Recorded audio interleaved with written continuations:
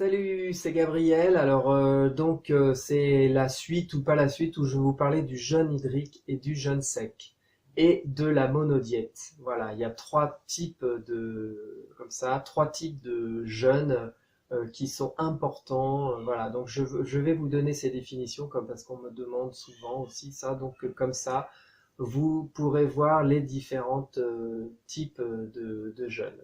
Alors je vais commencer par la monodiète qui est en fin de compte en dehors d'une période d'alimentation, donc dans une période de monodiète, donc vous allez vous nourrir d'une seule chose, ça peut être ou un fruit, seulement un fruit, par exemple que des bananes, ou que des pommes, ou alors que des soupes, pendant une période donnée.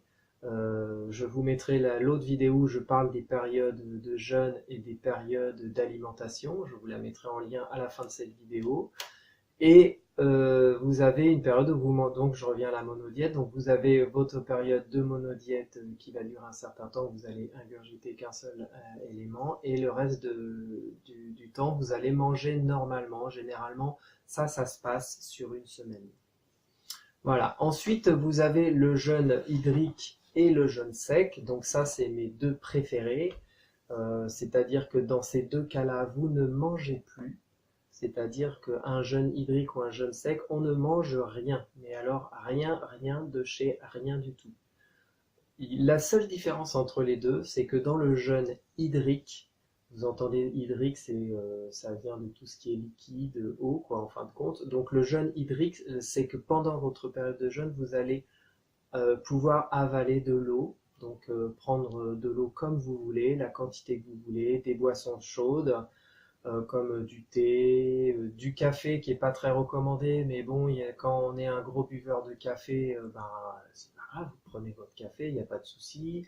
Ça va être des tisanes, ça va être tout ce qui est sous forme hydrique, quoi, tout ce qui est en eau, en quantité que vous voulez, sans sucre, sans lait, juste de l'eau, que de l'eau. Le sucre étant un aliment, le lait étant un aliment. Voilà, donc ça c'est le jeûne hydrique que vous pouvez utiliser donc en jeûne intermittent pour perdre du poids ou en jeûne long. Alors le jeûne long, c'est quelque chose qui va durer plus de 2 ou 3 jours.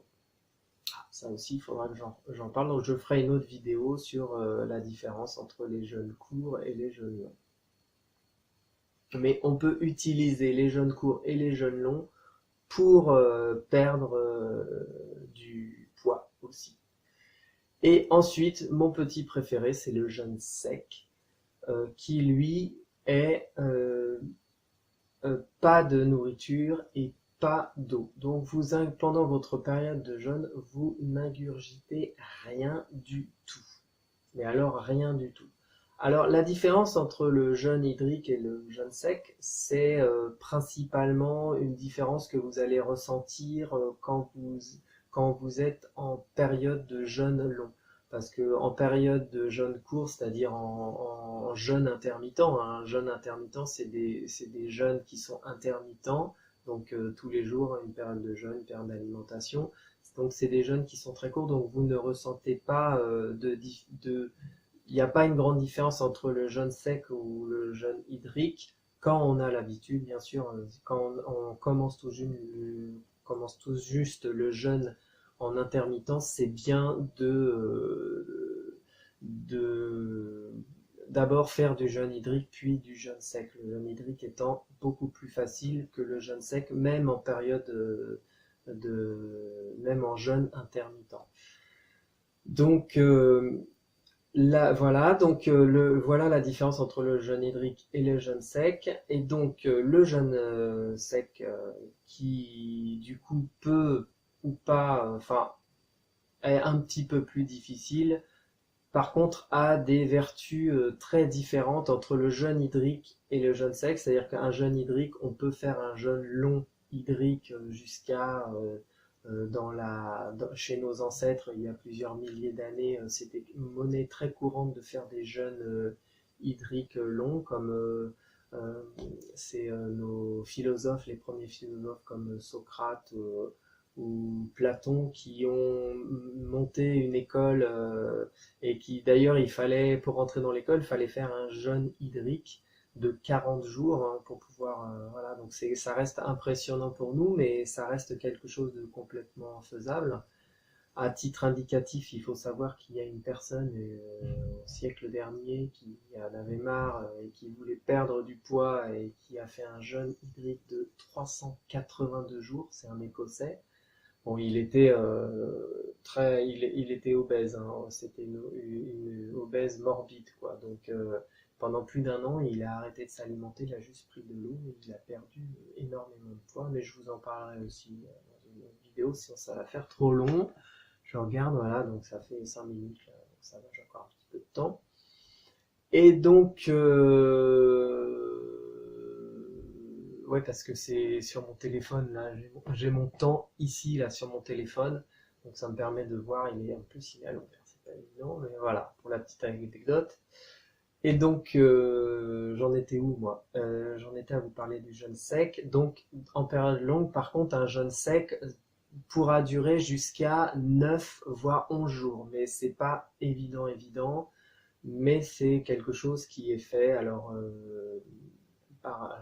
qui c'est qui est bon dans cette matière de jeûne sec? C'est les Russes qui l'utilisent pour se soigner. Nous, en France, on est très en retard dans tout ce qui est jeûne hydrique, jeûne sec et d'utiliser pour soigner les personnes, ou en tout cas pour redonner de la vitalité à son métabolisme. On est très en retard. Les Allemands aussi sont beaucoup plus en avance. Chez les Russes, c'est même remboursé par leur sécurité sociale de faire un jeûne. Ça paraît hallucinant. Voilà.